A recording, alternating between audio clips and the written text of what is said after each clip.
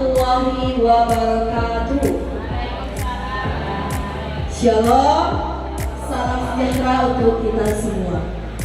Yang terhormat Ibu Wakil Kepala Sekolah Bidang Kurikulum, yang saya hormati Bapak, Ibu Guru, rekan saya di SMP Negeri 9 Jayapura ini. Pertama-tama, sebagai umat yang beragama, sepatutnya kita mengucapkan syukur kepada Tuhan Yang Maha Esa, karena pada hari ini, tepatnya di hari Jumat, saya boleh berbagi praktik baik saya terkait tentang modul 1.4, yaitu tentang budaya positif. Di sini saya mendefinisikan atau menyebarkan pemahaman dan penerapan pengalaman budaya positif sebagai salah satu tugas saya di calon guru penggerak angkatan 11 Kota Jayapura. Sebelum kita memulai kegiatan kita pada pagi menjelang siang hari ini, saya meminta kesediaan kepada Ibu Syara untuk membawakan kita dalam doa. Kepada Ibu Syara, dipersilakan.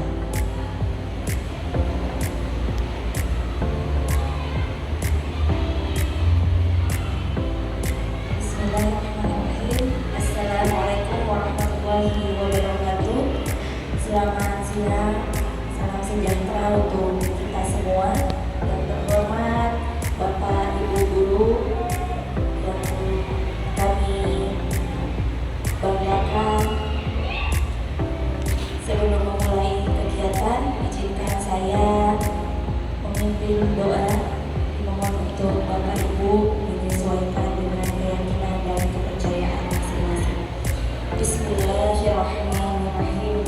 Alhamdulillahirabbil alamin. Hamdan syakirin, hamdan na'imin, hamdan yu'afi ni'mahu wa yukafi mazidah. Ya Rabbana lakal hamdu kama yanbaghi wajhikal karimi wa azimi sultani. Rabbi ishrah li sadri wa yassir li amri wahlul 'uqdatam min lisani yafqahu qawli. Ya Allah yang Maha Pengasih lagi Maha Penyayang, pada hari ini kami berkumpul di ruangan ini senantiasa bermohon. Sepakat. Ternyata sekarang tidak boleh seperti itu. Harus betul-betul kenapa, bagaimana, dan selanjutnya apa yang akan dilakukan. Begitu, itu maksudnya yang positif, Bapak Ibu ya. Oke. Untuk acara selanjutnya, karena pemateri sudah siap, dan Itu bukan menggurui Bapak Ibu ya, tapi kita saling sharing, saling berbagi apa yang saya dapatkan di kegiatan guru penggerak ini. Bapak Ibu pastinya budaya positif pasti akan terbesit di pikiran Bapak Ibu ya. Apa sih itu budaya positif? Pasti seperti itu ya Bapak Ibu. Sebelumnya di konsep inti budaya positif di sini ada 8 Bapak Ibu. Yang pertama adalah kita akan membahas bagaimana tentang perubahan paradigma belajar. Kemudian yang kedua itu adalah tentang disiplin positifnya. Yang ketiga adalah nilai-nilai kebajikan apa yang tertuang dalam disiplin positif. Kemudian kebutuhan dasar manusia. Yang kelima adalah motivasi perilaku manusia. Yang keenam adalah posisi kontrol kita sebagai seorang guru. Yang ketujuh adalah keyakinan kelas. Dan yang terakhir adalah segitiga restitusi. Untuk ke-8 ini pastinya Bapak Ibu sudah biasa mendengarkan. Tetapi kalau bagi saya sendiri, saya tertarik pada bagian yang ke-8 tentang segitiga restitusi. Nanti bagaimana itu segitiga restitusi akan saya paparkan.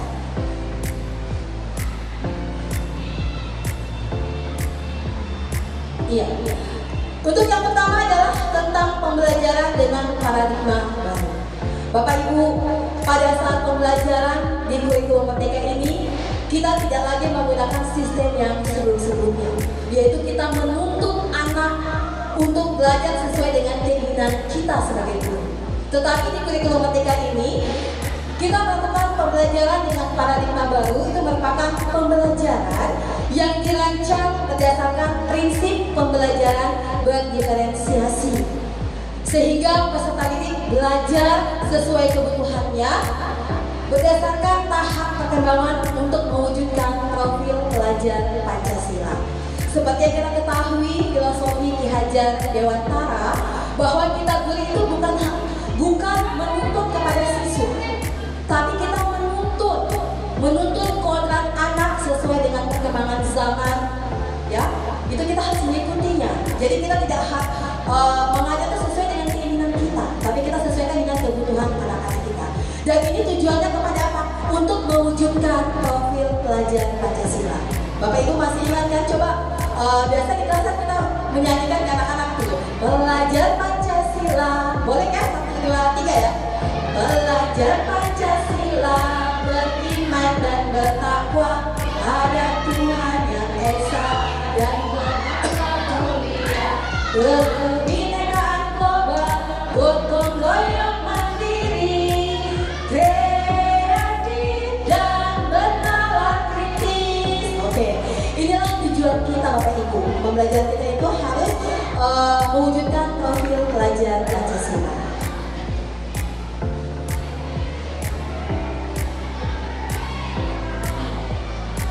Di sini ada miskonsepsi tentang teori kontrol Bapak Ibu. Ada 4. Yang pertama adalah ilusi guru mengontrol murid. Di sini adalah untuk pengontrolan kita tidak semata-mata hanya sekedar mengontrol saja.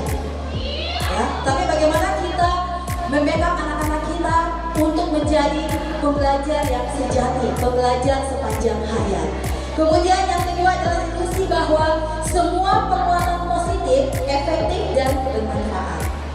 Bahwa penguatan positif yang kita berikan kepada siswa bisa jadi nanti mereka ke depannya itu mereka akan istilahnya harus ada kita untuk memberikan motivasi, bukan dari dalam diri sendiri. Jadi ini miskonsepsi yang kedua. Yang ketiga adalah ilusi bahwa kritik membuat orang merasa bersalah dengan menguatkan karakter. Ya.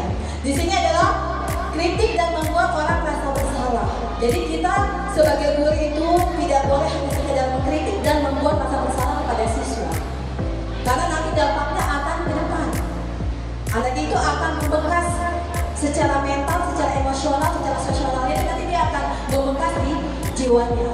Kemudian yang keempat adalah ilusi bahwa orang dewasa memiliki hak untuk memaksa. Karena selama ini kan kita beranggapan bahwa kita di guru ya, jadi kita semata-mata memaksa anak sesuai dengan keinginan kita. Seperti itu. Kemudian kita masuk pada mengubah paradigma stimulus respon ke pendekatan teori kontrol.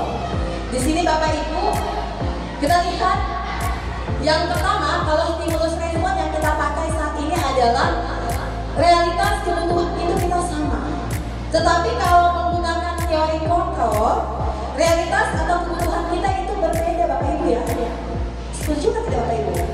Kebutuhan kita sebagai guru itu berbeda, apalagi siswa kita. Jadi itulah yang kita ubah paradigma stimulus respon menjadi teori pendekatan teori kontrol. Bahwa kita tidak bisa mengatakan bahwa kebutuhan siswa itu sama, tetapi itu berbeda-beda. Kemudian yang kedua, semua orang melihat hal yang sama. Itu menurut stimulus respon. Sedangkan kalau menurut teori kontrol, setiap orang itu memiliki gambaran yang berbeda. Betul ya Bapak Ibu ya? Kita pasti manusia ini memiliki gambaran itu berbeda. Kita tidak bisa kalau mau harus melihat hal yang sama seperti saya. Demikian juga kita melakukan kepada siswa kita. Kita tidak boleh mengatakan kepada siswa bahwa, nah kalian harus ikuti apa yang ibu lihat. Terkadang itu yang kita lihat tidak sesuai dengan apa yang siswa pikirkan pada saat mereka melihat. Sehingga pada teori kontrol kita tidak bisa bahwa setiap orang memiliki gambaran yang berbeda, tidak memiliki hal yang sama. Yang ketiga, kita mencoba mengubah orang agar berpandangan sama dengan kita. Itu kalau menurut stimulus respon. Kalau pada teori kontrol, kita berusaha memahami pandangan orang lain tentang dunia. Sepakat ya Bapak Ibu ya? Oke. Selanjutnya, perilaku buruk dilihat sebagai suatu kesalahan. Tetapi kalau pada teori kontrol, semua perilaku itu memiliki tujuan Bapak Ibu. Baik itu tujuan yang baik, tujuan yang kurang baik atau tidak baik, semua itu pasti memiliki tujuan. Tidak ada perilaku itu tidak ada tujuan. Kemudian yang berikutnya, orang lain bisa mengontrol saya. Itu kalau menurut stimulus respon. Tapi kalau teori kontrol, bahwa hanya Anda yang bisa mengontrol diri Anda. Kita tidak bisa mengontrol orang lain, Bapak Ibu ya. Yang bisa mengontrol diri adalah diri kita sendiri. Sama dengan siswa. Dialah yang bisa mengontrol dirinya untuk berperilaku ke arah yang mana nih? Mau ke arah yang baik kah atau ke arah yang kurang baik? Seperti itu. Berikutnya, saya bisa mengontrol orang lain. Itu stimulus respon. Sedangkan teori kontrol adalah Anda tidak bisa mengontrol orang lain. Ini kelanjutan dari yang di atas tadi. Berikutnya adalah pemaksaan ada pada saat bujukan gagal. Biasanya kan kalau di kita lakukan kalau anak-anak gagal itu kita paksa kan, nah kamu ini harus berubah ya. Kita paksa pemaksaan. Tapi kalau pada teori kontrol itu harus ada kolaborasi Bapak Ibu. Kita harus berdiskusi sama siswa kita. Jadi tidak langsung memberikan pemaksaan bahwa kamu harus seperti ini. Karena kita harus tahu dulu kenapa sampai anak ini berbuat suatu kesalahan. Sehingga kita harus ada namanya berkolaborasi, berdiskusi, pendekatan bersama anak-anak kita. Berikutnya adalah model berpikir menang kalah. Betul ya Bapak Ibu ya? Jadi kalau misalkan anak-anak berprestasi kayak juara 1-2, dia merasa itu menang, jangan tidak tapi kalah. Tapi kalau posisi teori kontrol itu model berpikirnya itu semuanya menang-menang, tidak ada yang kalah. Cuma bagaimana dia mementingkan motivasinya untuk menjadi pemenang. Jadi tidak ada lagi kata menang dan kalah. Seperti itu ya Bapak Ibu ya. Oke. Kita masukkan sesuai dengan topik saya tentang disiplin positif. Bapak Ibu, saya mau tanya dulu. Kalau menurut Bapak Ibu, apa sih yang terbesit di pikiran Bapak Ibu tentang disiplin positif? Mungkin ada satu ya yang bisa menanggapi. Kira-kira apa sih yang ada di benak Bapak Ibu terkait tentang disiplin positif?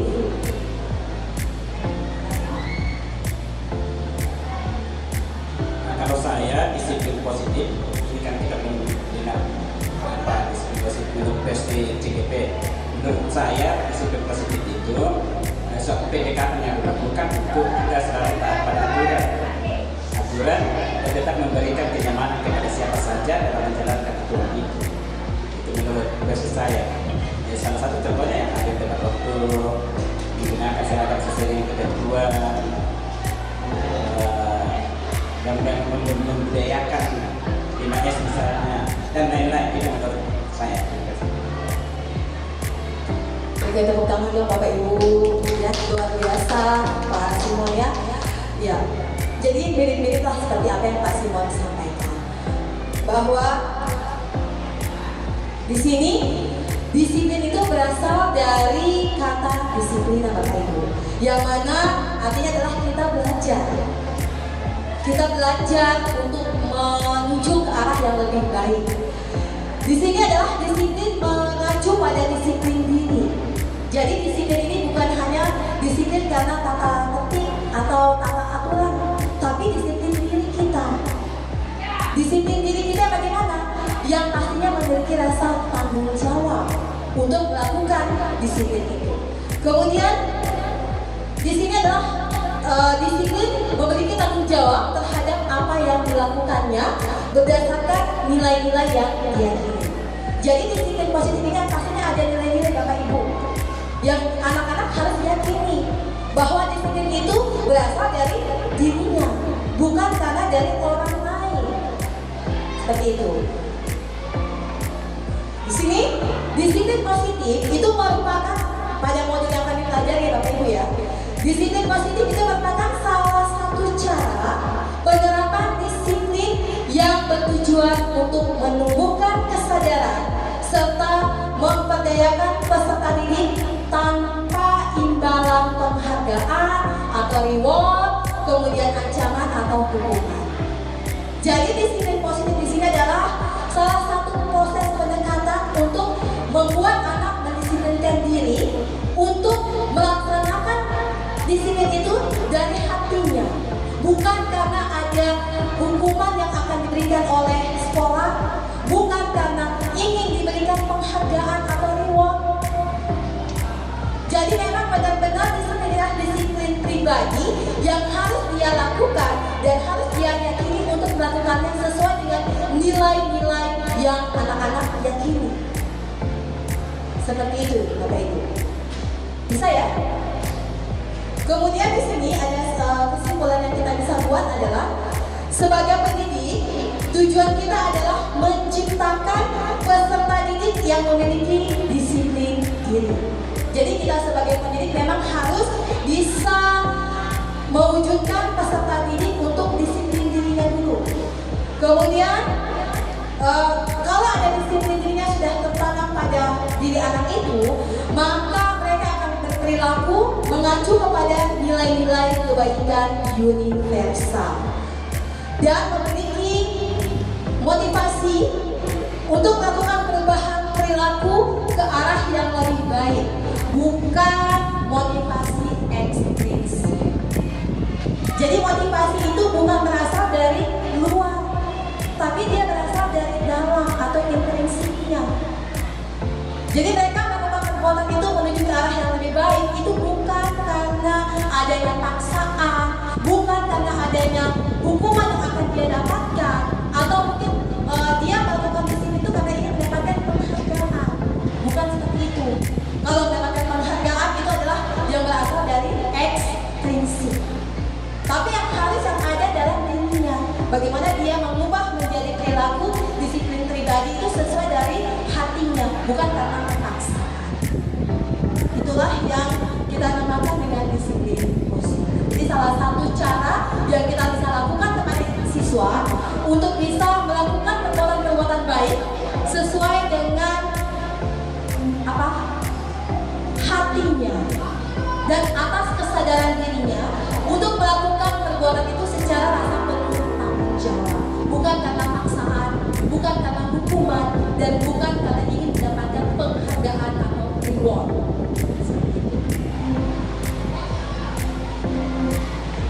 Dari tadi kita bahas tentang nilai-nilai kebajikan ya Bapak Ibu ya.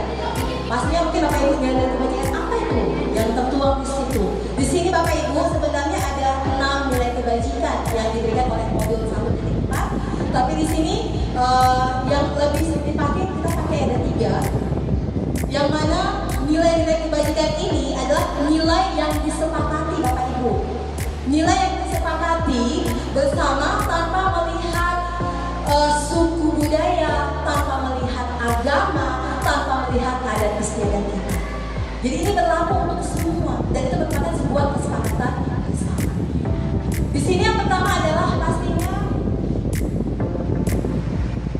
yang tadi dimensi profil pelajar Pancasila. Yang tadi sudah kita nyanyikan sama-sama tadi sebelumnya. Ya, yang mana yaitu beriman, bertakwa kepada Tuhan Yang Maha Esa, berakhlak mulia, mandiri, bernalar kritis, berkebinekaan global, bergotong royong, dan kreatif. Inilah nilai-nilai kebajikan berdasarkan dari profil pelajar Pancasila. Kemudian yang kedua, ini ada di mungkin Ibu aja ya, Ibu Primary Years Program atau PYP. Ini di sini nilai kebajikannya yang dituangkan adalah toleransi, ada rasa hormat, integritas, ada mandiri, menghargai, antusias, empati, keinginan tahuan, kemudian kreativitas, kerjasama, percaya diri, dan komitmen. Ini nilai kebajikan berdasarkan teori PYP. Kemudian yang ketiga, pastinya berdasarkan dari keterampilan hidup atau life skill. Itu ya bahasa Inggrisnya, life skill. Oke, di sini apa saja sih yang ada pada keterampilan hidup? Yang pertama adalah pasti ada dapat dipercaya. Kemudian ada lurus hati. Jadi hati benar-benar lurus tanpa belok kanan kiri. Kemudian ada tidak merendahkan orang lain. Kan sering sekali kita dapati siswa kita itu merendahkan temannya. Jadi kita bisa menggunakan nilai kebajikan untuk keterampilan hidup. Kemudian ada memberikan yang terbaik dari diri dan mendengar yang aktif sebagai pendengar yang aktif. Inilah nilai kebajikan yang bisa kita tuangkan pada disiplin positif, baik itu disiplin positif sekolah maupun yang lebih spesifiknya adalah di kelas. Seperti itu Bapak Ibu. Kemudian yang keempat ini adalah tentang kebutuhan dasar manusia. Manusia pasti memiliki kebutuhan dasar ya Bapak Ibu ya. Tidak ada yang tidak. Namanya manusia itu kita pasti ingin mendapatkan sesuatu itu berdasarkan kebutuhan kita. Di sini ada pengertian tentang kebutuhan dasar manusia Bapak Ibu. Yang mana kebutuhan dasar manusia adalah upaya yang dilakukan untuk mendapatkan apa yang kita inginkan. Jadi kalau kita memiliki suatu tujuan, pasti kita akan melakukan upaya supaya bisa mendapatkan tujuan itu. Seluruh tindakan yang kita lakukan itu memiliki tujuan tertentu dan semua usaha terbaik yang kita lakukan dalam rangka agar kebutuhan dasar kita terpenuhi dengan baik. Kebutuhan dasar manusia ini Bapak Ibu, kita bisa lihat apa saja sih kebutuhan dasar manusia itu. Ada yang tahu Bapak Ibu? Mungkin bisa? Iya, sandang, pangan, apa itu kebutuhan dasar kita ya. Di sini ada 5 kebutuhan dasar manusia Bapak Ibu. Yang pertama adalah bertahan hidup. Namanya bertahan hidup seperti tadi yang saya bilang, kita butuh pangan, kita butuh sandang, ya seperti itu. Di sini kita bisa lihat bahwa bertahan hidup itu kita butuh makanan, kemudian kita butuh pakaian, tempat tinggal, keamanan dan kesehatan. Kemudian yang kedua itu adalah kebutuhan kasih sayang dan rasa diterima. Ini juga berlaku pada siswa kita Bapak Ibu, bukan hanya kita sebagai guru. Siswa juga kebutuhan dasar yang pertama pasti bertahan hidup, oke, karena dia butuh keamanan dan kesehatan. Kemudian kalau untuk makanan, pakaian, tempat tinggal pasti dipenuhi oleh orang tua, ya. Kemudian yang kedua adalah kasih sayang dan rasa diterima Bapak Ibu. Anak-anak kita ini pasti ingin rasa adanya kasih sayang dari kita dan kita bisa menerima dia atau tidak. Apa saja sih yang ada pada kasih sayang dan rasa diterima? Yaitu yang pertama pastinya rasa diterima. Kemudian yang kedua itu ada dipedulikan, kita peduli sama anak. Kemudian ada berbagi, ada kerjasama, menjadi bagian dalam keluarga. Karena kalau anak-anak itu kalau misalkan kita berikan sebuah tugas, kemudian kita tidak memberikan memberikan mereka punya tugas-tugas, maksudnya kalian nanti menjadi apa gitu. Pasti kan anak kita akan merasa minder kan Bapak Ibu ya, dia merasa bahwa dia tidak diterima di kelas itu. Jadi kita sebagai guru coba memahami rasa kasih sayang dan rasa diterima oleh siswa. Jadi jangan sekali-sekali kita tidak melibatkan anak kita dalam pembelajaran di kelas kita, baik bukan hanya di dalam kelas, di luar kelas pun juga demikian.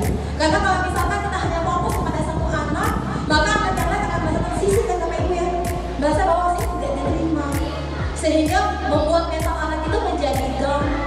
Apapun dia tidak akan melakukannya karena dia merasa bahwa dia tidak diterima. Seperti itu. Kemudian yang ketiga itu adalah tentang penguasaan. Kebutuhan dasar manusia yang ketiga adalah penguasaan. Penguasaan itu apa saja sih? Itu ada harga diri. Kemudian ada keinginan untuk dianggap. Ada memimpin, berprestasi, diakui dan dihormati. Itu masuk pada kebutuhan dasar yang penguasaan. Kemudian yang keempat itu ada kebebasan Bapak Ibu. Jadi kita tidak boleh mengekang anak. Kita juga harus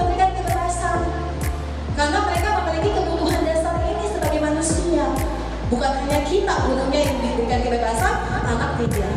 Tapi konteksnya pasti ada konteksnya lah. Tidak diberikan kebebasan begitu saja, biarkan begitu saja. Di sini apa saja yang ada pada kebebasan? Pastinya mandiri, ya, dia mandiri untuk melakukan sesuatu. Kemudian apa lagi? Memiliki pilihan. Dia berhak memiliki pilihan.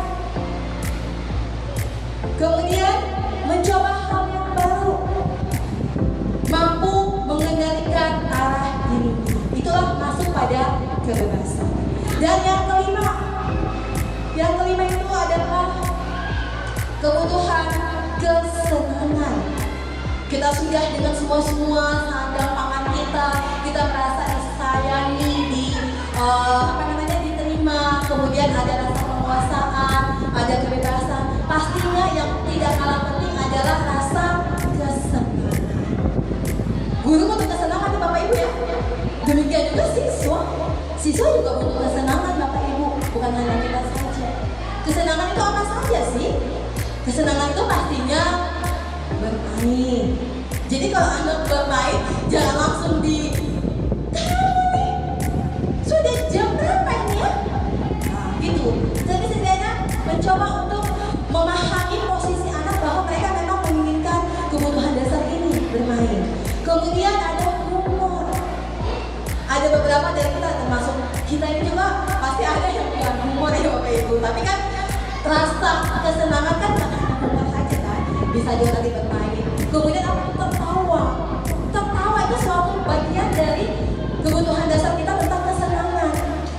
Jadi kita jangan hanya cemberut saja di dalam ruangan, tidak tegur sapa, hanya diam.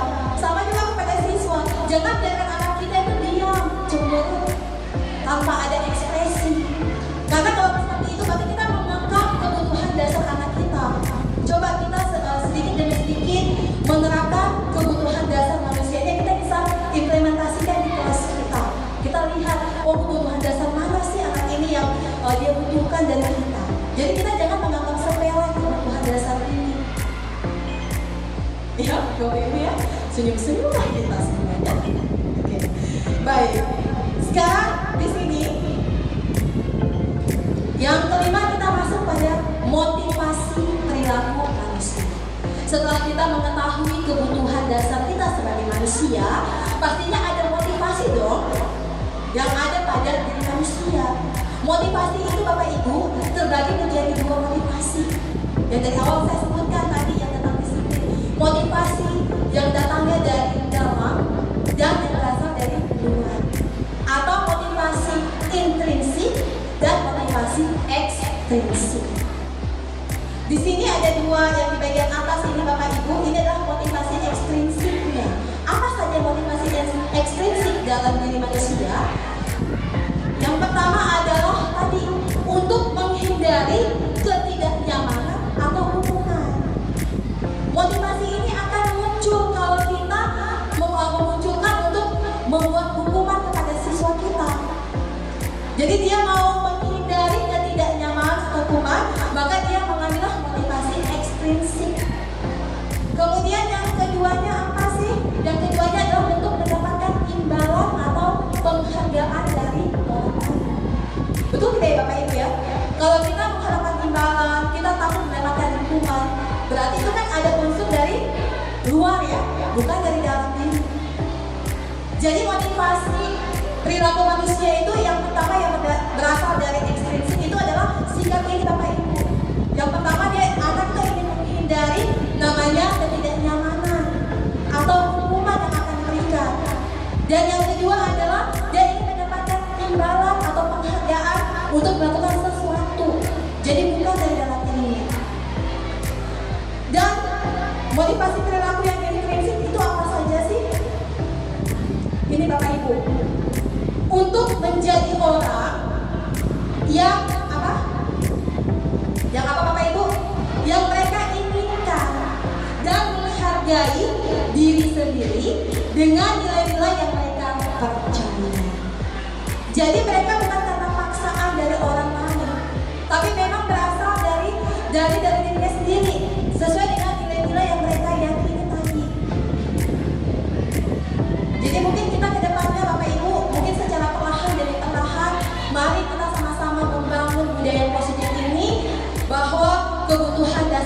manusia itu sama antara guru dengan siswa, sama-sama memiliki tadi 5 kebutuhan dasar.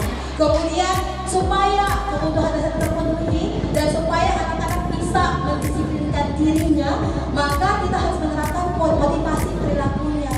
Dan yang kita hindari itu yang mana Bapak Ibu? Yang perlu kita hindari yang mana? Iya, motivasi ekstrinsik. Jangan setiap kali misalkan gini, kita kasih tapi memang sih Bapak Ibu, saya sendiri juga melakukannya. Sebelum saya sebenarnya memang tidak boleh, tapi karena sering kita lakukan bahwa siapa yang mau berani tampil di depan untuk mengerjakan soal, Ibu akan memberikan nilai 70. Itu maju saja.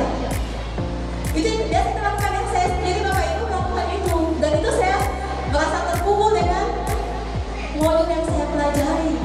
Bahwa ternyata yang saya ungkapkan itu adalah motivasi ekstrinsik yang saya tumbuhkan ke anak, sehingga mereka tidak bisa menjadi pembelajar yang sepanjang hayat.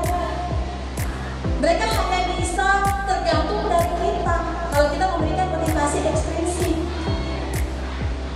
Jadi seharusnya kalau kita tumbuhkan ke anak itu motivasi intrinsiknya adalah kalau mereka mau mengerjakan tugas itu betul-betul dari kesadaran dirinya sendiri. Kita mencoba sih, pasti ada sih Bapak Ibu ya, 1-2 anak itu yang tanpa dibilang dia langsung, Bu saya mau mengerjakan.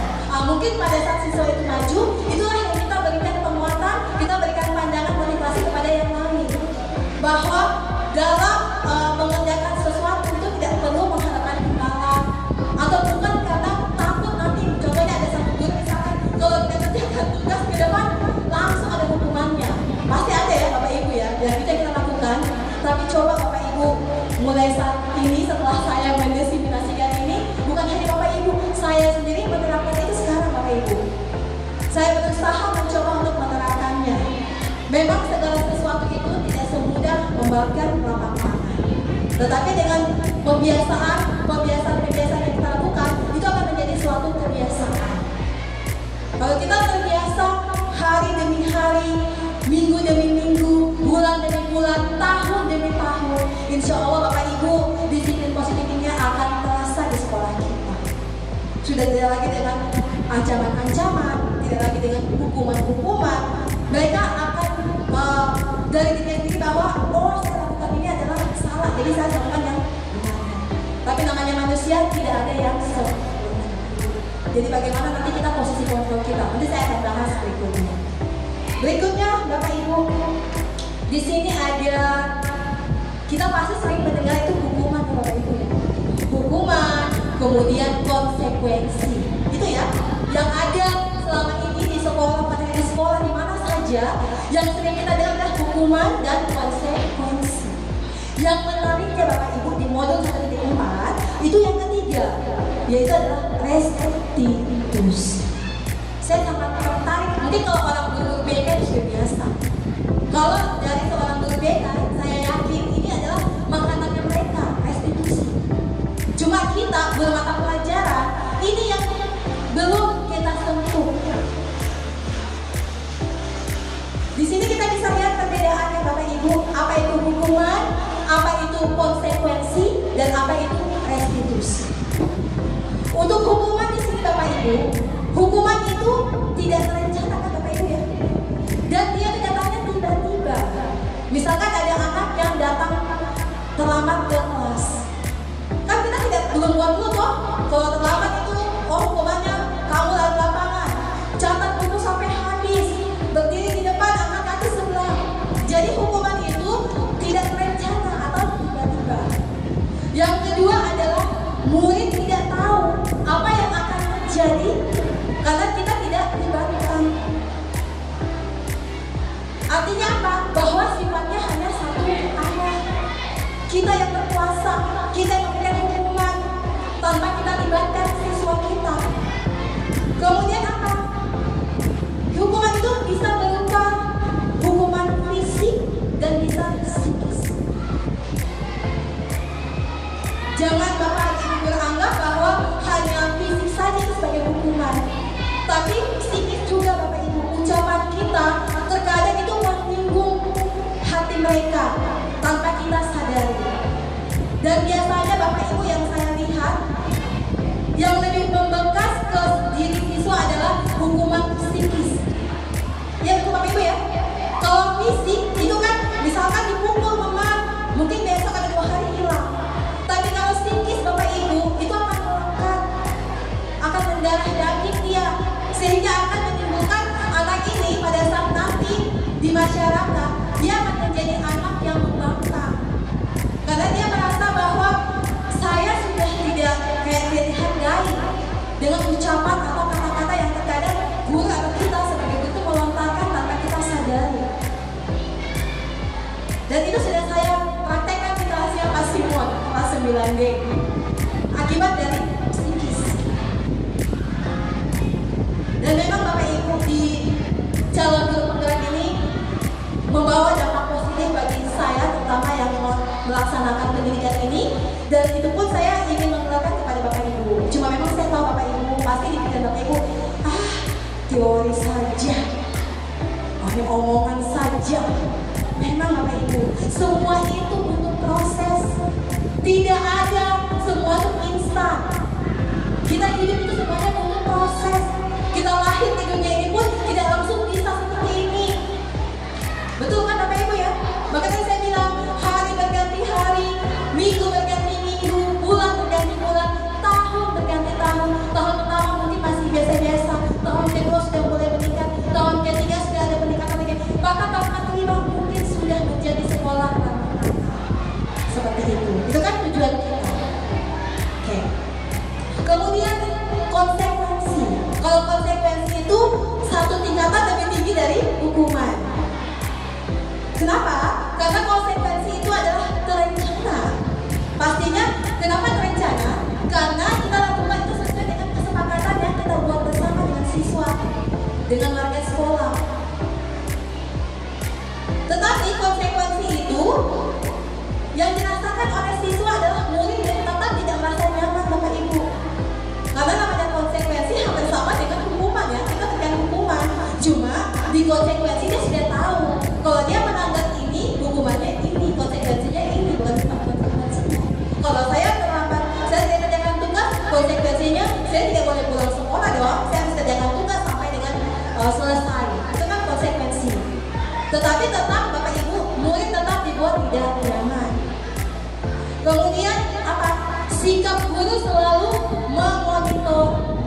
Itu konsekuensi. Betul kan Bapak Ibu ya? Kita selalu monitor nih. Kok buat apa lagi? Jadi kita monitor terus. Itu maksudnya konsekuensi. Kemudian yang paling disarankan sesuai dengan kurikulum Merdeka, sesuai dengan filosofi Ki Hajar Dewantara Bapak Ibu adalah pendekatan restitusi. Saya dengan saya sudah tertarik di restitusi. Itu restitusi ya.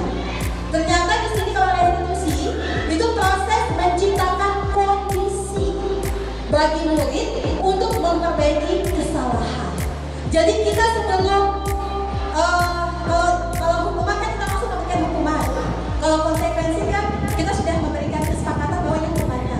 Tapi kalau restitusi Bapak Ibu, kalau misalkan anak berbuat salah, kita mengkondisikan keadaannya dulu. Kita menggali informasi dulu. Kenapa nak kamu melakukan hal ini? Itulah namanya restitusi Bapak Ibu. Jadi proses menciptakan kondisi dulu, kondisi nyamannya siswa dulu bagaimana. Kita mengkondisikan dia supaya dia bisa terbuka sama kita.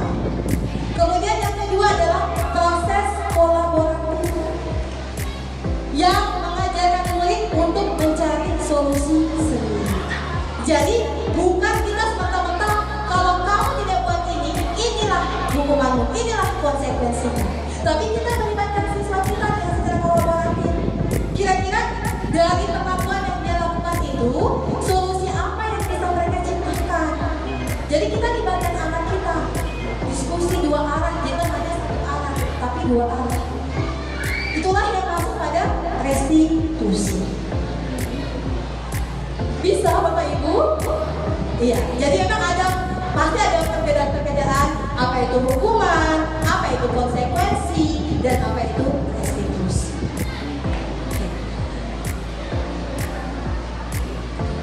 Di sini Bapak Ibu, yang keenam teori dari disiplin positif adalah posisi kontrol seorang guru. Posisi kontrol seorang guru itu ada 5 Bapak Ibu.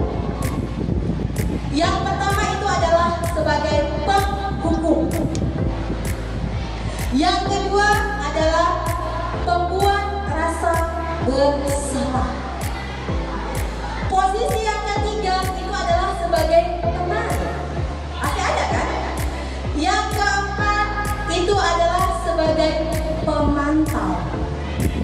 Pantau sana, pantau sini. Terus yang kelima apa? Itu adalah posisi manajer. Saya mau tanya ke Bapak Ibu dulu. Dari kelima posisi ini, mana, tidak usah Bapak Ibu, kita sudah belajar kan? Mana dari 5 posisi ini yang sudah ada pada diri Bapak Ibu? Oke, baca. Teman, sebagai teman. Oke, tepuk tangan dong untuk Pak Charles. Ada lagi selain teman? Pemantau, dipantau-pantau ya Bu ya. Kalau tidak ketinggal tugas dipantau ini. Penghukum. Iya, penghukum. Nah, Bapak Ibu, ya. Posisi yang paling dilarang pada kurikulum Merdeka itu adalah posisi penghukum. Jadi kita tidak lagi semata-mata kalau anak berbuat salah langsung dihukum. Kemudian posisi yang kedua terendah itu apa? Pembuat rasa bersalah. Bapak Ibu pernah tidak merasa membuat anak itu rasa bersalah? Itu dari apa? Dari ucapan ya, pasti dari ucapan. Jadi tanpa kita sadari itu kita bisa membuat anak merasa bersalah dengan ucapan kita. Kemudian posisi sebagai teman Pak Charles, saya juga pertama adalah sebagai teman Bapak Ibu. Saya senang anak lebih dekat sama saya. Tapi hati-hati Bapak Ibu kalau sebagai teman. Bukan karena dia tidak menghormati kita, tidak. Kalau kita memposisikan diri kita sebagai teman Bapak Ibu, anak-anak ini akan tergantung dengan kita. Setiap kali ada masalah, setiap kali ada tindakan yang dia lakukan di luar dari yang harus dilakukan, dia akan menghubungi kita terus. Dia tidak bisa mengubah dirinya menjadi lebih baik. Dan hanya pada kita saja yang dia bisa hormat. Dia tidak bisa hormat dengan guru yang lain. Itu kalau hanya sebagai teman. Betul tidak baca? Ya? Tergantung dari kita sebagai guru. Iya. Kalau menurut saya, apa yang kami ikuti ini itu sebenarnya secara teori mungkin kami belum tahu kata-kata istilah-istilah, tetapi dalam menerapkan itu banyak kali kami sudah lakukan. Semacam tadi tentang restitusi, sebenarnya itu kami sudah buat. Kembali sekarang ke kontrol. Nah, dalam pendidikan modern sekarang ini, apalagi dengan adanya buku penggerak, bagaimana pendidikan yang ramah anak itu dituangkan. Dan saya selama ini kalau dulu saya punya karakter kebawaan saya paling senang dengan anak, saya paling ramah dengan anak. Saya itu tidak pernah langsung menghukum, tetapi mencari tahu, mencari informasi, baru berikan solusi apa yang bisa kita lakukan. Tetapi teman, istilah teman itu pendekatan kita dari hati ke hati dengan anak-anak, tetapi tidak ada batas-batas. Sebenarnya kembali ke kontrol dulu. Jangan karena teman semua permasalahan dia datang kepada kita, tidak, tetapi bagaimana kita memberikan solusi sehingga dia sebagai anak setiap saat dia akan mampu mengatasi masalah. Jadi kita bukan berarti teman baru kita kasih dia masalah, tapi kita arahkan dia supaya dia bisa menyelesaikan masalah. Terima kasih. Oke, luar biasa. Inilah kata penggerak ini yang sudah di atas. Iya. Iya, Bapak.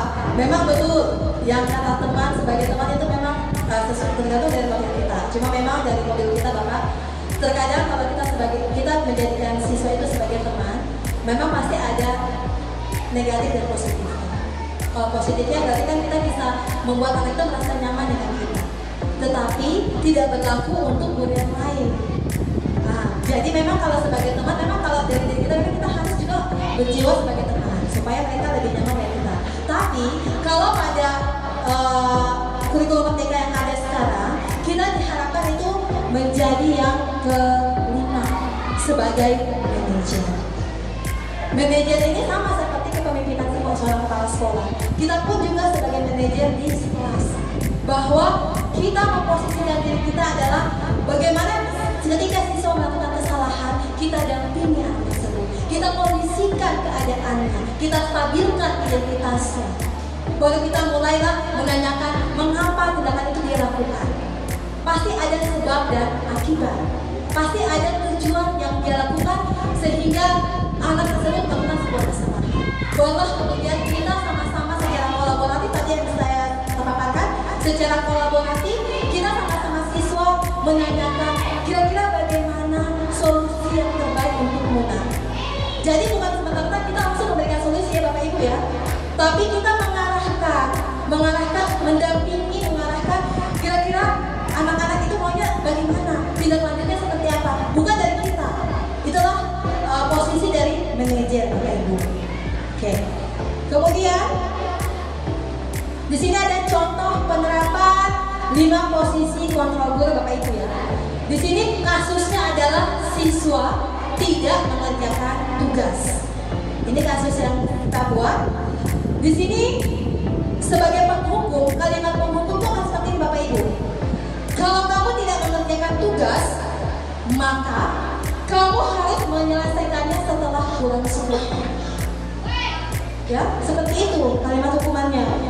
Kemudian kalau sebagai posisi pembuat rasa bersalah, kalimat ini Bapak Ibu, berapa kali ibu bapak harus memberitahu kamu selalu saja mengecewakan bapak.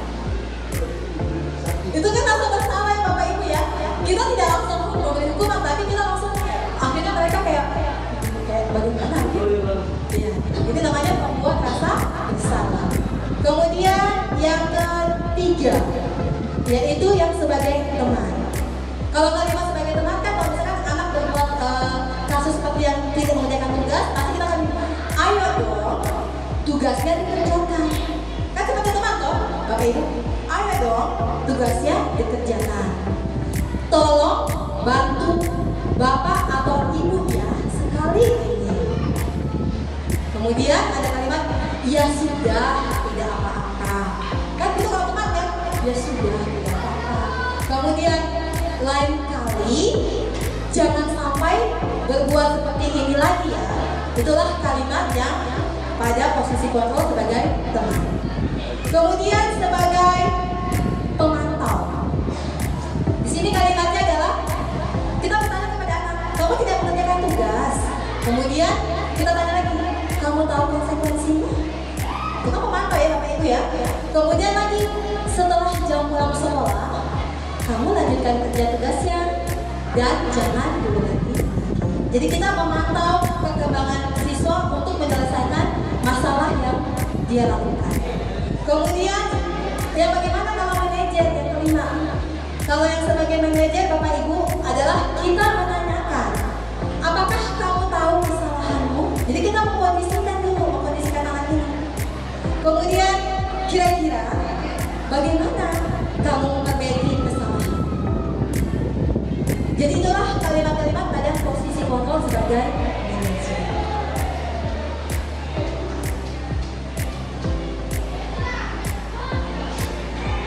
Bapak Ibu, coba ini. Saya ingin tahu kalau di sini Bapak Ibu kan kita sudah bahas tadi tentang penghukum, kemudian apa tadi? Pembuat rasa bersalah, kemudian posisi sebagai teman, pemantau, kemudian manajer. Kalau kalimat ini Bapak Ibu, saya kecewa sekali dengan kamu. Ini adalah posisi kontrol kita sebagai pembuat rasa bersalah. Kalau yang ini, kamu tidak pernah benar melakukannya. Mantap. Kamu tidak pernah benar melakukannya. Mantap. Penghukum.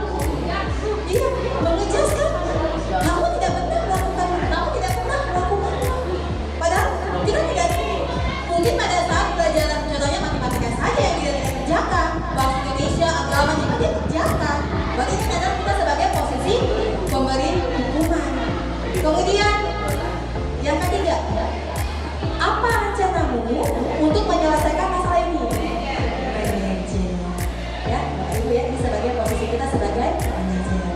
Kemudian ayolah lakukan demi Bapak Ibu. Ayo ya, ini sebagai pengajar. Kemudian yang terakhir, kamu tidak akan mendapat nilai jika tidak mengerjakan tugas.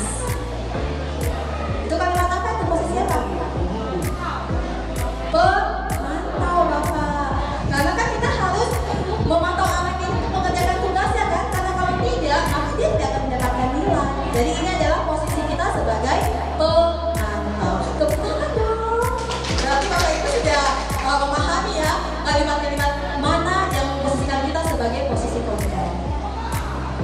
Kemudian Bapak Ibu, yang ketujuh, kita masuk pada keyakinan kelas. Ini yang menarik Bapak Ibu. Ini perumpamaan ini saya Bapak Ibu ya, dari yang lagi memikirkan. Mengapa, pertanyaan saya Bapak Ibu, mengapa keyakinan kelas bukan peraturan kelas?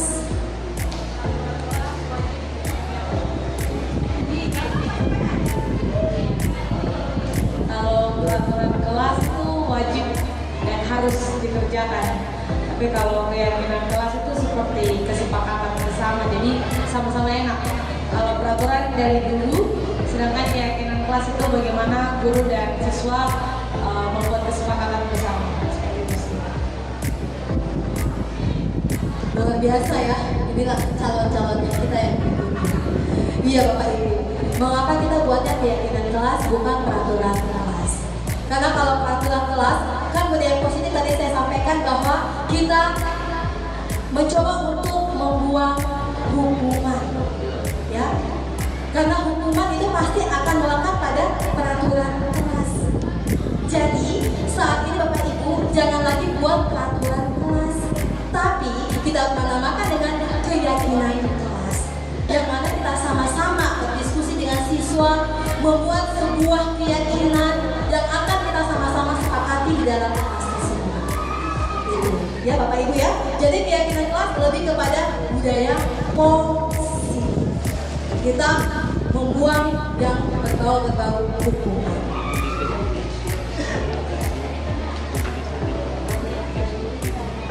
Bapak Ibu, untuk pembentukan keyakinan kelas ini sudah saya lakukan juga di dua kelas yang saya ajar, 9D sampai 9E. Wali kelas bisa menanyakan. Di sini adalah pembentukan keyakinan kelas itu bersifat abstrak ya Bapak Ibu ya. Dia beda dengan tata tertib. Kalau tata tertib kan berarti banyak sekali yang harus ini tidak boleh, ini tidak boleh, ini yang boleh gitu. Tapi dia lebih abstrak. Jadi tidak usah terlalu yang panjang-panjang yang memusingkan siswa untuk berpikir atau mengingat tentang peraturan itu. Kemudian yang kedua berupa pernyataan universal. Seperti tadi saya sampaikan ya, ada kayak insentifnya, ada mandirinya, seperti itu. Kemudian yang ketiga dibuat dalam pernyataan positif. Bapak Ibu bisa bedakan pernyataan negatif dan positif? Kalau negatif kita contoh? Iya. Oke. Jadi kita meminimalisir atau bahkan membuang kalimat jangan, tidak boleh, ya. Contohnya jangan datang terlambat. Itu kalimat negatif. Kalau kalimat positifnya datang tepat waktu. Jadi itu kalimatnya lebih enak dibaca dan lebih enak didengar dan maknanya lebih kena daripada kalimat jangan datang terlambat. Jadi dia terbiang di pikirannya bahwa wah jangan kalimat negatif yang akan terpatri di kehidupannya. Kemudian mudah diingat dan dipahami oleh semua warga kelas. Jadi buat keyakinan kelas itu tidak usah bahasanya bahasa tingkat dewa. Cukup saja levelnya kita, levelnya anak-anak, bahasanya mereka. Tidak usah buat kalimat yang harus supaya misalkan kalau dari dinas atau dari mana lihat, wih keren ya SMP 9 punya keyakinan kelas, tidak usah 2000. Cukup yang biasa-biasa saja tapi yang mudah diingat, dipahami oleh siswa. Kemudian disesuaikan dengan kondisi kelas. Jangan dibuat di kondisi kelasnya orang lain. Yang kelasnya saja dibuat keyakinannya sesuai dengan kondisi yang ada di kelas. Atau jangan ambil di sekolah yang berbeda berbasis IT sana. Kan beda dengan kita yang hanya berbasis setengah-setengah IT, setengah spidol, setengah apalah saya kurang tahu itu. Jadi jangan disamakan dengan sekolah yang orang lain punya, atau jangan samakan dengan kelas yang lain. Kelas A, kelas B pasti berbeda kondisinya keadaannya. Jadi kemudian apa? Semua warga sekolah dilibatkan saat membuat keyakinan. Jadi buat keyakinan kelas itu jangan kita guru yang sudah buat Bapak Ibu. Anak-anak kita buat keyakinan kelas ya. Yang pertama datang tepat waktu, yang kedua mengerjakan tugas dengan tepat, yang ketiga berpakaian yang rapi. Bukan begitu Bapak Ibu ya. Kita harus ada kolaborasi, ada diskusi, bukan sepihak dari kita. Kayak seperti ini yang sudah saya lakukan di kelas 9B dan 9E, yang mana pertama nanti saya lihatkan videonya Bapak Ibu ya, ini cuma untuk gambar sementara saja. Jadi saya berani mendiseminasi karena saya sudah melakukan, supaya saya tahu dampaknya seperti apa. Kemudian di sini yang terakhir adalah tentang segitiga restitusi. Inilah yang paling menarik kalau menurut saya di modul ini. Seperti tadi Pak Charles mengatakan, kita semua sudah melakukan ini. Cuma memang mungkin terkadang kita tidak tahu, oh ini namanya restitusi ya. Dan ternyata tuh apa yang ada pada kurikulum merdeka Bapak Ibu itu sudah kita lakukan. Cuma penamaannya saja yang terkadang kita, oh ternyata ini namanya, oh seperti itu. Nah itu yang kita lihat. Coba Bapak Ibu lihat di sini. Jadi segitiga restitusi adalah sebuah proses dialog antara guru dan peserta didik dengan menciptakan kondisi bagi murid untuk memperbaiki kesalahannya agar dapat menghasilkan murid yang mandiri, kemudian dan bertanggung jawab, sehingga karakter yang dimilikinya itu lebih diperkuat. Jadi memang nilai-nilai karakter inilah yang kita harus perkuat pada diri siswa kita. Saya lanjut ya Bapak Ibu ya. Yang mana segitiga restitusi itu ada tahapan dari segitiga restitusi Bapak Ibu. Kalau kita melakukan restitusi, kita harus melakukan ketiga tahapan ini. Yang pertama adalah kita menstabilkan identitas. Kita stabilkan dulu keadaan anak kita. Kita membuat kalimat-kalimat penguatan bahwa ternyata yang kamu lakukan itu bukan hanya kamu saja yang lakukan, itu juga mental membuat seperti itu. Itu tadi menstabilkan identitas. Kemudian langkah yang kedua atau tahapan kedua adalah kita validasi tindakan yang salah. Dan yang ketiga, setelah kita validasi tindakan yang salah, kita lakukan menanyakan keyakinan. Karena kita sudah buat keyakinan kelas ya. Jadi kita pada saat segitiga restitusi, pastinya itu yang mereka lakukan itu pasti di luar dari keyakinan kelas yang disepakati. Sehingga kita melakukan tahapan segitiga restitusi, menstabilkan identitas, kemudian yang kedua adalah validasi tindakan salah, dan yang ketiga adalah kita menanyakan keyakinan kelas yang sudah disepakati. Bahwa kita tanya kepada siswa kita, kira-kira apa langkah apa yang akan mereka lakukan untuk melakukan perubahan di kemudian hari. Di sini ada saya sudah buat Bapak Ibu, menstabilkan identitas. Menstabilkan identitas berdasarkan prinsip yang kita pelajari pada modul 1.4 bahwa membuat kesalahan adalah bagian dari proses pembelajaran. Jadi jangan Bapak Ibu langsung langsung kamu nih kenapa sih tidak berbuat kesalahan seperti itu? Karena memang sebuah kesalahan adalah bagian dari proses pembelajaran Bapak Ibu. Kita berbuat kesalahan sehingga kita belajar menjadi orang yang pertama tidak mengetahui atau tidak mengetahui dampak yang kita perbuat. Setelah kita menstabilkan identitas, kita langsung bisa mengetahui bahwa oh kita berbuat kesalahan ini, kita harus melakukan perbaikan. Sehingga ada proses pembelajaran di sini. Kemudian di sini Bapak Ibu, kalimat-kalimat yang bisa kita sebagai acuan untuk menstabilkan identitas, yang pertama yang di atas itu adalah kita bisa mengatakan bahwa berbuat salah itu wajar. Namanya manusia, tidak ada manusia yang tidak berbuat salah. Jadi kita menstabilkan identitasnya. Jadi kita tidak langsung bilang, kamu kenapa kayak begitu ya? Itu kan kita langsung kayak hukum gitu, langsung tanpa distabilkan dulu identitasnya. Kemudian kalimat yang kedua, tidak ada manusia yang Yang ketiga, Bapak Ibu juga pernah melakukan kesalahan seperti itu. Yang keempat, kita bisa menyelesaikan ini. Yang kelima, Bapak Ibu tidak tertarik mencari siapa yang salah, tapi Bapak Ibu ingin mencari solusi dari permasalahan ini. Dan yang terakhir adalah kamu berhak merasa. Jadi kalimat-kalimat ini bisa kita lontarkan untuk menstabilkan identitas pada saat bagaimana tahapan segitiga institusi. Yang kedua, validasi tindakan yang salah. Ini bisa baca ya. Berdasarkan prinsip, setiap perilaku itu berupaya memenuhi suatu kebutuhan tertentu. Ya tadi saya bilang kebutuhan dasar manusia ya. Pasti setiap kesalahan itu ada tujuannya. Sehingga pada saat kita validasi tindakan yang salah, kita bisa mengatakan begini, kamu pasti punya alasan mengapa melakukan hal itu. Jadi kita memvalidasi tindakannya.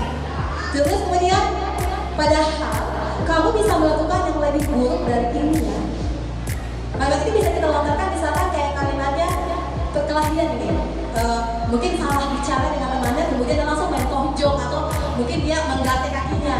Berarti kan bisa kalimat, padahal kamu bisa melakukan hal yang lebih buruk dari ini ya, tapi kamu hanya seperti ini. Dan kita maksudnya kita validasi tindakannya bahwa itu memang salah. Dan sebenarnya kalau bisa saja mungkin bisa langsung dengan tunggu atau mungkin langsung dengan dorong seperti itu. Sehingga mereka tahu bahwa tindakan yang mereka perbuat adalah tindakan yang salah. Kemudian yang ketiga, kamu patut bangga pada dirimu karena kamu telah melindungi sesuatu yang penting buatmu. Dan yang terakhir, kamu boleh mempertahankan sikap itu, tapi kamu harus menambahkan sikap yang benar. Jadi kalimat-kalimat ini adalah kalimat untuk validasi tindakan yang sama. Dan terakhir yang ketiga Bapak Ibu adalah menanyakan keyakinan. Di sini berdasarkan prinsip teori bahwa pada dasarnya kita termotivasi itu secara intrinsik. Jadi kita harus sampaikan bahwa yang kita lakukan itu harus berdasarkan dari dalam diri kita, bukan karena pengaruh dari orang lain. Apa sih kalimat-kalimatnya? Di sini adalah kita bisa menanyakan kepada siswa kita, apa keyakinan kelas kita? Kemudian kita bisa menanyakan lagi, keyakinan kelas apa yang sudah kita sepakati nah? Itu kita bisa tanyakan ke siswa. Kemudian nilai-nilai apa yang telah kita sepakat bersama? Seperti apa gambaran sebuah kelas yang ideal menurut kamu? Dan yang terakhir, kamu ingin menjadi orang yang seperti apa? Itulah langkah pada menanyakan keyakinan. Jadi Bapak Ibu, segala tindakan kesalahan yang dilakukan oleh siswa kita, coba perlahan-lahan kita lakukan dengan pendekatan institusi. Jadi tidak langsung kita hukum anak bahwa kamu tadi buat apa? Tapi kita validasi dengan kesalahannya, kita menstabilkan identitas bahwa semua kesalahan itu adalah memang wajar, tapi kan bisa kita ubah, kecuali apa yang bisa kita ubah Bapak Ibu? Yang bisa kita ubah itu adalah visi kita ya. Boleh kita ubah tapi pasti butuh biaya. Tapi kalau perilaku itu tidak butuh biaya, kita bisa ubah secara perlahan. Itu kalau kita tanya, terus menurut kamu sendiri, nah kira-kira solusi apa atau tindakan apa yang akan kamu lakukan untuk memperbaiki keadaan yang ada kamu lakukan, sehingga anak-anak merasa bahwa dia itu dihargai karena kita mendengar keluh kesahnya. Contoh yang paling sering terjadi itu adalah siswa tidak mengerjakan tugas. Siswa tidak mengerjakan tugas, Bapak Ibu, ada beberapa alasan pastinya. Dan kita sebagai guru biasanya langsung bilang, kita kayak menghukum ya bahwa kamu diberikan tugas sudah berapa hari nih, kok sampai hari ini tidak kerjakan seperti yang biasa kita lakukan. Padahal ternyata kita bisa melakukan restitusi, kita panggil anak itu ke ruangan, tapi jangan, menurut saya Bapak Ibu, restitusi itu adalah dua arah aja, jangan banyak, face to face aja Bapak Ibu, supaya anak merasa bahwa dia berani mengeluarkan pendapatnya, dia berani mengutarakan isi hatinya. Karena kalau banyak orang di dalam satu ruangan yang kita restitusi, yang ada nanti si A menambah bumbu, si B menambah bumbu, jadinya anaknya tidak akan terbuka, kita tidak akan tahu permasalahannya. Tapi kalau kita panggil satu ruangan sendiri, kita restitusi dengan hati ke hati, dari wajah ke wajah face to face, saya yakin anak-anak lebih terbuka Bapak Ibu. Contoh kasusnya di kelas 9D kemarin juga ada dan 9E. Ada yang sempat tidur pada saat saya jelaskan, dia tidur, ternyata dia tidak bertanggung jawab dengan manajemen waktunya, dia tidur di atas jam 12 karena kebanyakan main game. Sehingga dari itulah kita bisa menanyakan kira-kira solusi apa yang bisa kami ambil supaya jangan lagi mengantuk ketika berada di dalam kelas. Seperti itu ya Bapak Ibu ya.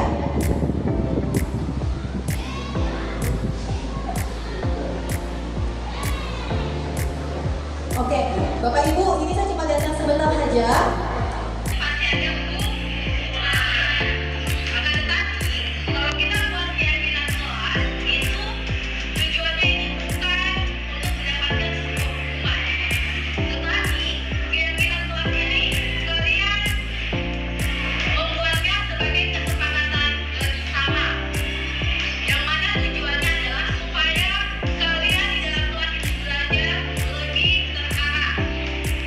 Sehingga motivasi belajarnya itu akan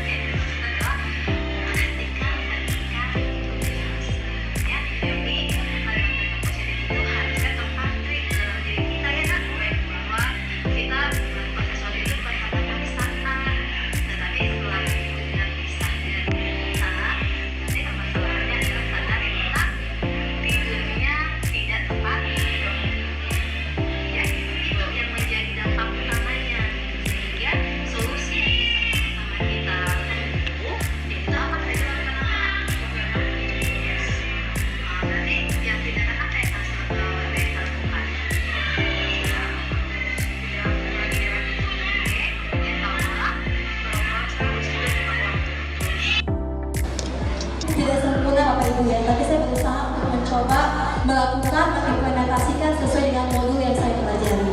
Bapak Ibu bisa lebih dieksplor lagi, mungkin lebih banyak lagi daripada saya, tapi setidaknya inilah contoh yang saya berikan sesuai dengan penerapan materi tentang budaya positif pembuatan kegiatan kelas. Kemudian juga di sini ada saya buat tentang segitiga restitusi.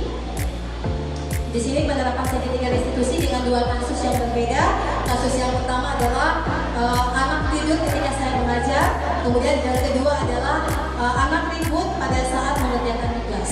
Pada saat diskusi dia ribut sendiri. Dan ternyata setelah saya melakukan pendekatan restitusi, yang tadinya itu adalah dia nonton drakor sampai dengan jam 12 malam. Sehingga dia memberikan solusinya bahwa berarti Bu saya harus memanajemen waktu saya untuk tidurnya itu tidak boleh di atas jam 9 malam. Itu dia sendiri yang melontarkan.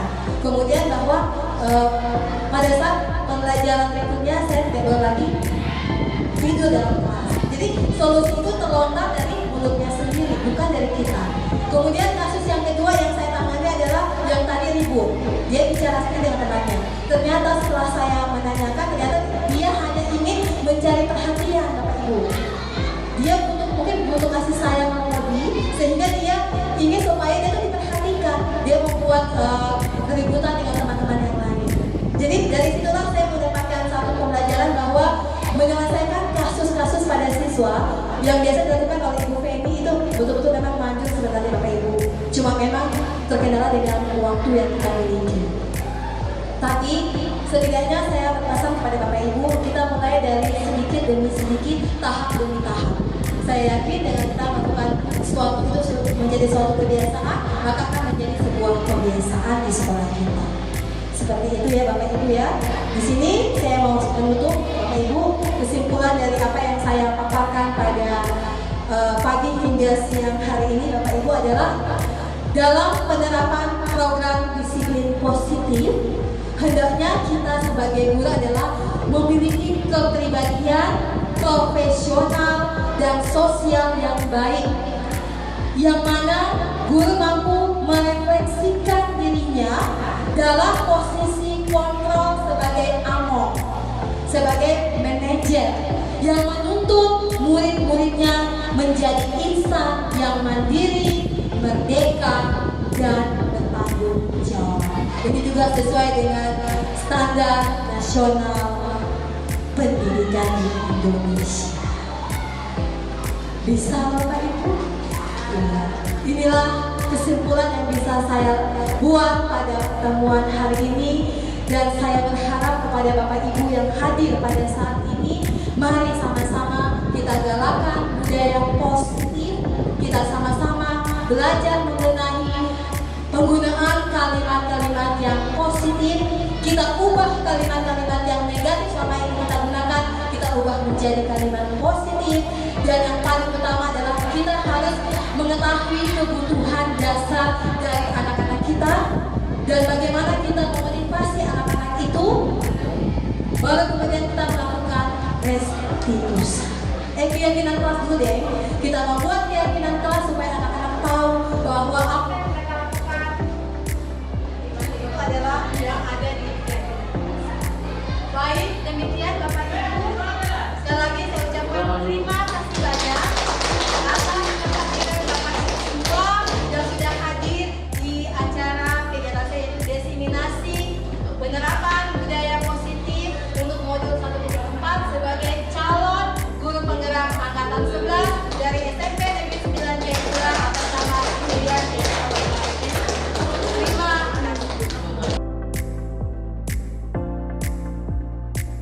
Perkenalkan, nama saya Simon Kalembeng. Saya mengajar mata pelajaran IPA di kelas 7 dan kelas 9. Nah, hari ini saya diundang oleh CGP untuk mengikuti pemaparan tentang budaya positif. Nah, saya melihat bahwa budaya positif ini telah dipaparkan dengan sangat baik. Ada banyak hal yang sebelumnya yang saya tidak pahami, tetapi dengan adanya pemaparan dari CGP Angkatan 11 ini, ada banyak hal yang saya pahami dan saya mengerti. Bahkan ada yang saya sudah lakukan di sekolah ini, bahkan ada juga yang saya belum lakukan. Nah, dengan adanya pemaparan budaya positif ini akan mengubah paradigma saya dalam memperlakukan disiplin kepada anak-anak, terutama anak wali saya di kelas, terlebih khusus dalam membentuk keyakinan kelas menuju segitiga restitusi. Dan secara keseluruhan, apa yang telah dipaparkan oleh CGP Angkatan 11 Ibu Irianti sangat baik, luar biasa, dan saya sangat memahami dan sangat paham tentang apa itu budaya positif yang telah dipaparkan oleh CGP Angkatan 11 dari SMP 9 Ibu Irianti Kabalmai yang sudah memaparkan dengan sangat baik dan luar biasa. Demikian, terima kasih. Saya Fiona Prilly Priscilla Parenusa, saya guru matematika di SMP Negeri 9 Jayapura. Saya baru saja mengikuti pengimbasan dari Ibu Irianti Kabalmai CGP Angkatan 11 di SMP Negeri 9 Jayapura tentang disiplin positif, di mana saya sendiri sebenarnya belum memahami tentang disiplin positif, bahkan belum menerapkan di kelas, tapi hasil dari diseminasi atau pengimbasan dari Ibu Irianti Kabalmai sangat bagus sehingga saya bisa menerapkan untuk kelas saya dan saat mata pelajaran saya berlangsung. Terima kasih untuk CGP Angkatan 11 Ibu Irianti Kabalmai yang telah memberikan kami materi tentang penerapan disiplin positif. Semoga materi ini bisa kami terapkan dan membuat sekolah ramah anak. Demikian dari saya, terima kasih. Baik, terima kasih. Perkenalkan, saya Dr. Andes Charles Engelhardt Ransi, MPD, guru IPA, mengajar di kelas 8 dan kelas 9 tahun ajaran 2024-2025. Setelah mengikuti pengimbasan yang dibuat oleh Ibu Irianti Kabalmai, saya rasa senang sekali. Kenapa? Karena dengan informasi tadi melengkapi kami sebagai guru di dalam menerapkan budaya positif. Kenapa? Selama ini kami belum dapat informasi-informasi atau teori-teori dan istilah-istilah baru di dalam dunia pendidikan, di mana bukan penerapan disiplin dan aturan-aturan yang kaku yang selama ini kami terapkan, tetapi justru yang diberikan oleh pengimbasan ibu ini membuka kami punya cakrawala, kami punya pemikiran ke depan bagaimana kami mau mengarahkan anak-anak didik kami untuk menjadi seseorang yang bukan karena peraturan, yang bukan karena disiplin, tetapi suatu keyakinan bersama membentuk kepribadiannya, menjadikan mereka itu anak-anak yang betul-betul menyadari dan mampu menyelesaikan masalah dengan pendekatan-pendekatan yang dilakukan oleh kami sebagai guru dengan budaya positif. Kami sangat berterima kasih dan biarlah pengimbasan seperti ini tetap selalu dilakukan.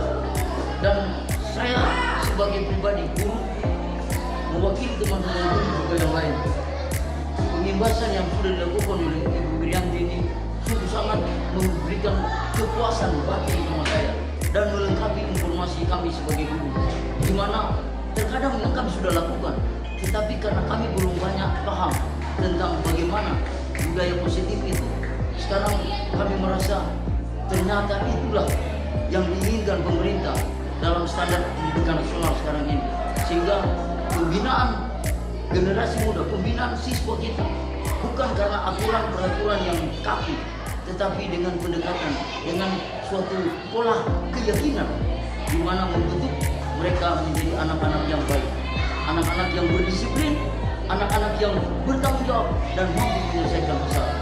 Terima kasih Bu Irianti. Kiranya Ibu selalu lebih aktif lagi memberikan pengimbasan bagi kami teman-teman. Terima kasih. Perkenalkan, nama saya Mary Mate. Saya mengajar guru bahasa Indonesia di SMP Negeri 9 Jayapura. Pada kesempatan ini saya sangat bersyukur saya telah mendengarkan pengimbasan dari Ibu Irianti Kabalmai, Guru SMP, guru CPG SMP, calon CPG SMP Negeri 9 Jayapura. Dan saya sangat bersyukur karena setelah mendengarkan pengimbasan dari Ibu Irianti, ternyata banyak hal yang selama ini sudah saya lakukan ternyata sangat-sangat keliru.